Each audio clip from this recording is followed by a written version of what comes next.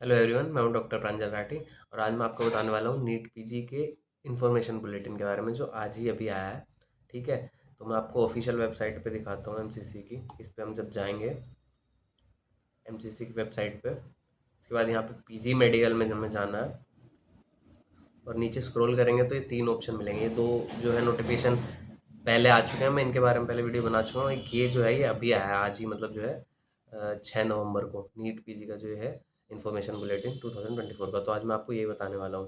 तो आप यहाँ से इसे डाउनलोड कर सकते हैं, मैंने किया हुआ है, तो ये आप देख सकते हैं। तो ये हमारा आ गया है नीट पीजी का इन्फॉर्मेशन बुलेटिन और काउंसलिंग स्कीम। इसमें बेसिकली जो इम्पोर्टेंट बात जानने की है वो ये हमारा जो है फ्लो चार्ट है। तो ये कैसे कैसे होता है, हर बार यही होता है, मेनली थोड़ा बहुत चेंज होता है हमेशा। तो इस बार जो जैसे जैसे है वो मैं आपको बता देता हूँ एक बार। तो जब भी आप अभी जो है आपकी कल जो है 7 नवंबर को जो है सीट मैट्रिक्स आ जाएगी। उसके बाद 8 से लेके 17 तक चॉइस फिलिंग होने वाली है, हमें पता है। तो उसके बाद ये देखिए, अगर आपको फर्स्ट राउंड में सीट अलॉट हो जाती है, ये अगर आप उसको ले लेते हैं तो आप जो है सेकंड राउंड के लिए अपग्रेड कर सकते हैं। और अगर आप उसको नहीं लेते हैं तो आप फ्री एग्जिट भी कर सकते हैं। कोई आपकी जो है काउंसलिंग में जो रजिस्ट्रेशन फीस वगैरह थी वो कहीं जाएगी नहीं। तो आप फ्री, मतलब सिक्योरिटी मनी, तो आप जो है फ्री एग्जिट भी ले सकते हैं। अगर आपको राउंड वन में सीट अलॉट नहीं होती है, ठीक है, तो जो है आप राउंड टू के लिए एलिजिबल है। ठीक है, और अगर आप नए कैंडिडेट है कि आप राउंड टू से ही जो है ऑल इंडिया काउंसलिंग में पार्ट लेना चाहते हैं, तो आप फिर से रजिस्ट्रेशन कर सकते हैं राउंड टू के लिए।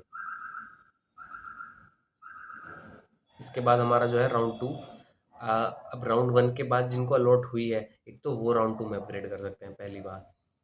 दूसरी बात ये कि अगर आप नए कैंडिडेट हैं और आपने दोबारा से रजिस्ट्रेशन करा है तो भी आप कर सकते हैं। लेकिन जो राउंड वन की चॉइसेस होती होंगी ना, अगर आप मतलब राउंड टू में पार्टिसिपेट कर रहे हैं राउंड वन में सीट अलॉटमेंट होने के बाद, तो जो राउंड वन की चॉइसेस हैं उनका कोई मैटर नहीं रह जाएगा, मतलब कि वो नल एंड वॉइड हो जाएंगी है, उनसे कोई फर्क नहीं पड़ेगा अब आपको।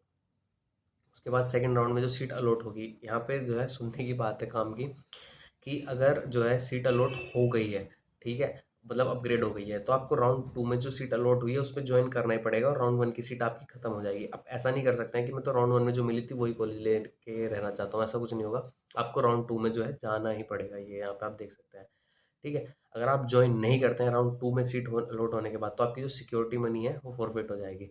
राउंड वन में ऐसा नहीं था, नहीं ज्वाइन करते हैं ठीक है, फ्री एग्जिट, आपकी सिक्योरिटी मनी फॉरफिट नहीं होगी। लेकिन राउंड टू में अगर आपने ज्वाइन करा और अगर आपने फिर ज्वाइन नहीं किया अलॉट होने के बाद, तो आपकी सिक्योरिटी मनी चली जाएगी। ठीक है, उसके बाद जो है, हाँ, अगर जो है अ, अगर नहीं होता है राउंड टू में भी जो है सीट अलॉट, तो फिर आप दोबारा से जो है राउंड थ्री में पार्ट कर सकते हैं, कोई दिक्कत नहीं है उसमें। अगर राउंड टू में होता है फिर आपकी मर्जी है, या तो आप अपना एडमिशन वगैरह करें उस कॉलेज में और आगे कंटिन्यू करें, या फिर जो है आप राउंड थ्री में भी अपग्रेड कर सकते हैं, ये है। फिर राउंड थ्री के फ्रेश रजिस्ट्रेशन दोबारा से होंगे। ठीक है, राउंड टू में जो चॉइसेस भरी हैं आपने वो नल एंड वॉइड हो जाएंगी, उनसे कोई फर्क नहीं पड़ेगा आगे। उसके बाद जो राउंड थ्री में सीट अलॉट होगी, अगर आपको सीट अलॉट नहीं हुई तभी आप जो है स्टे राउंड के लिए एलिजिबल होंगे, ये आप देख लीजिए। स्टे राउंड में अगर जाना है तो आपको राउंड वन टू थ्री कहीं भी सीट अलॉट नहीं होनी चाहिए।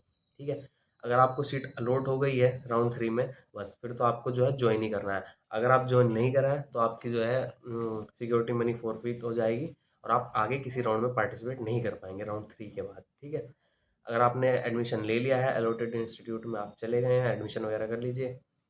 ठीक है, अगर आपकी अपग्रेड हुआ है राउंड टू से राउंड थ्री में, तो आपकी राउंड टू की सीट चली जाएगी। ये बिल्कुल ऐसे ही है जैसे राउंड टू में आपको सीट मिल गई थी, राउंड वन की जो है वो आगे आपकी सीट नहीं रही थी, मतलब वो किसी और की हो गई थी, आपको राउंड टू वाली पे ज्वाइन करना था। अब ऐसे ही अगर आप राउंड टू से राउंड थ्री में ज्वाइन कर लेते हैं तो राउंड थ्री की सीट आपकी होगी, राउंड टू पे आपका कोई हक नहीं रहेगा फिर। तो ये हो गया। और इसके बाद, हाँ, इसमें यही है। और फिर स्टे राउंड है, देखो स्टे राउंड का मैं पहले ही बता चुका हूँ, स्टे राउंड में सिर्फ वही पार्टिसिपेट कर सकते हैं जो राउंड वन टू थ्री किसी में भी उसको सीट अलॉट नहीं हुई होगी। ठीक है, अगर आप कहीं भी सीट अलॉट हो गई है तो आप फिर स्टे राउंड में नहीं आ पाएंगे। स्टे राउंड के फ्रेश रजिस्ट्रेशन होंगे। ठीक है, पहले की चॉइसेस वही नल एंड वर्ड हो जाएगी। इसमें खास बात ये, एक तो स्टे राउंड में मैंने बता दिया आप एलिजिबल तभी होंगे जब नहीं मिलेगी आपको सीट। अगर आप एलिजिबल हैं और आप स्टे राउंड में जाते हैं, फिर उसके बाद अगर आपको सीट अलॉट हो गई और आपने ज्वाइन नहीं करी, तो आपकी सिक्योरिटी मनी तो फॉरफिट होगी होगी। नेक्स्ट ईयर नीट एग्जामिनेशन से भी आप जो है हट जाओगे, मतलब नहीं दे पाओगे। ठीक है, और जो है अगर आपको सीट अलॉट हो गई है तो फिर आप कॉलेज ज्वाइन करना है आपको, आप रिज़ाइन नहीं कर सकते हैं। ठीक है, तो अगर आपको नीट से डी बार नहीं होना है 1 साल के लिए। अगर आप स्टे राउंड में अलॉट हो गए तो आपको सीट को ज्वाइन करना ही करना है, वरना 1 साल के लिए डी बार हो जाओगे। तो यही सब जो है इसमें शेड्यूल में आया है।